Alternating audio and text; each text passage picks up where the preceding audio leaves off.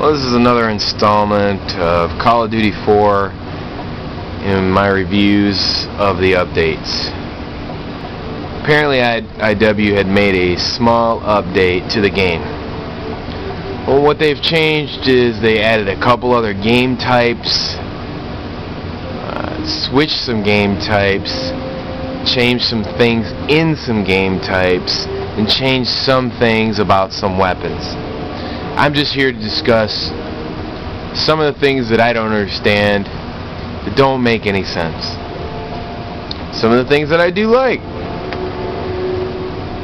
You know, and I don't sit here and plan out these videos. You know, I basically, I play the game based on my experience. I say whatever's on my mind. And it might not be the best of grammar. You know, I'm not no English major.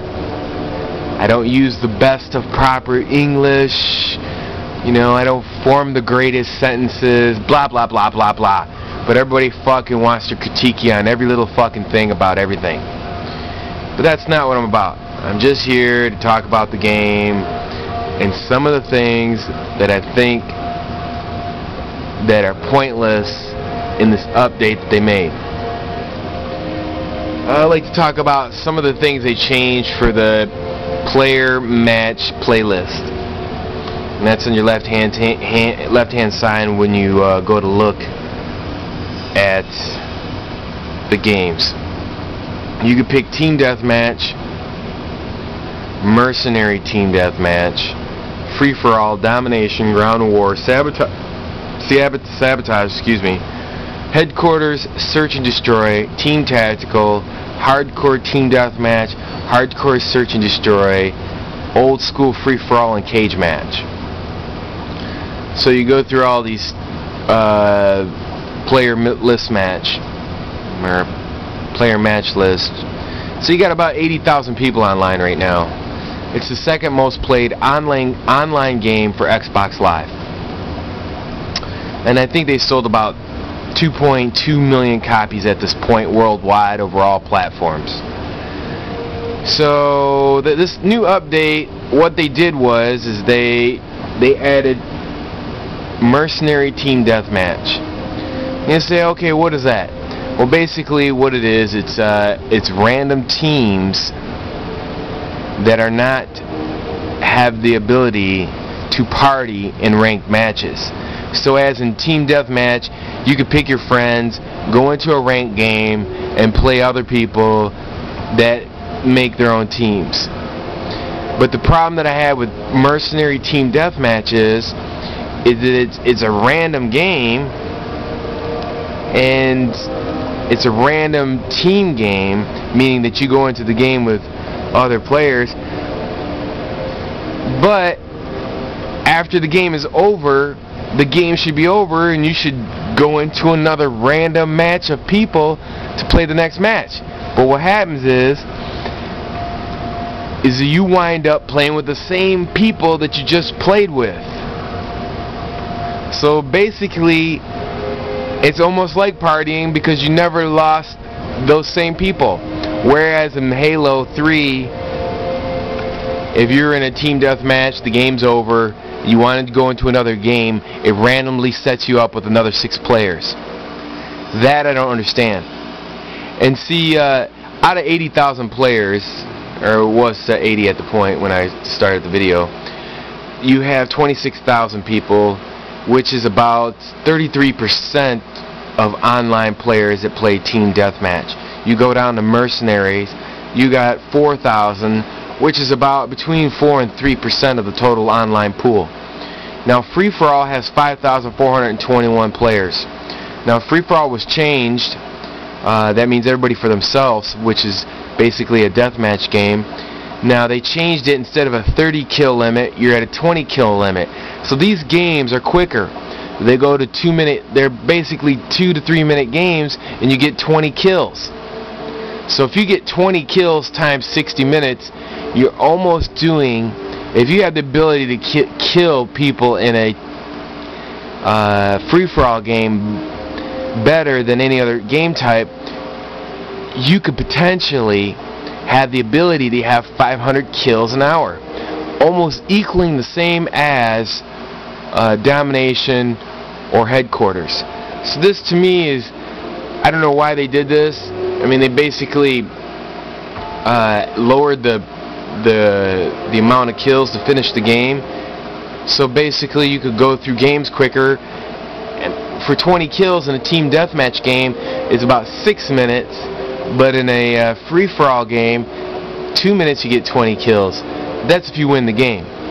Now Domination, we all know Domination is, Domination has 5,000 people in it, about 3 to 5% of the population. The Domination, we all know that's a booster game. What happens is that you can push all the players to the last flag and basically spawn cap that flag, and the other team has no other way to get out of it, and there's no particular skill in that. You're just camping the last particular spawn capture spot, and you're killing people, and that's it. The Ground War is 9 on 9. You have 6,000 people, which is about 6 to 7% of the population. But here again, we got 9 on 9 on a hosted game server, and it's not dedicated. So what happens is that you have a lot of lag, and it's not that much fun of a game, so it's pretty much a boring game.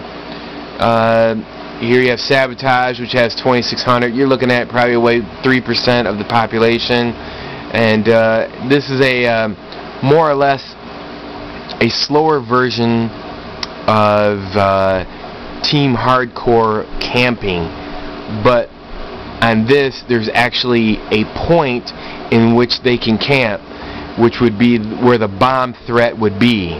So it's kind of even a slower version of Team Hardcore, because the point is already known on the map where people have to go, and that is even a slower game.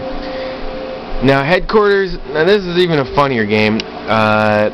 Headquarters has one spot on the map, and once the team captures it, they can basically camp that spot that the other team's trying to capture, and just mow people down. This is probably the most played booster game type in the game, in which everybody knows where you're running to, so it's easy to kill you and build up your kills leaderboard. These are people who are chasing a leaderboard, and it's just ridiculous. The Search and Destroy is about 5 to 7% of the total population.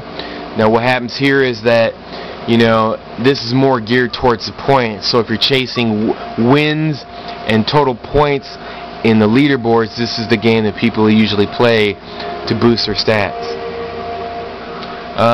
Team Tactical, or smaller base games that involve Domination, Headquarters, and Sabotage. I don't know what the point of even this is in there. You have less than 1% of the population playing it. Now Team Hardcore, I mean, this is for people who can't play Team Deathmatch, who are used to games like Graw, Rainbow Six, slower paced games, and it's really boring.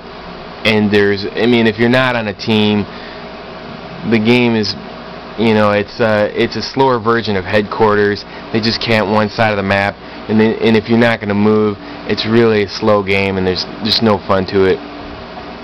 Hardcore Search and Destroy, it's the same thing as Search and Destroy, but worse. I don't know how to explain that. Old school free-for-all, that says it all in volumes. 188 people playing it. What, maybe less than 1%, 0.000 points. Nobody plays that game. In Cage Match, that's a one-on-one versus deathmatch. Who's going to play that? And the other things that I think that they fixed in the update, also, they fixed the ACOG, and the other things I did not like was the fact that they add Showdown and Wetworks to Team Deathmatch. Two small maps that should not be on a Team Deathmatch game because they're pointless. There's no point for a small map for 6 people to be constantly killing each other. There's no fun in that. So without that being said, the update, most of it does not make sense, and the only good thing that came out of it is maybe the ACOG was fixed, and that's about it.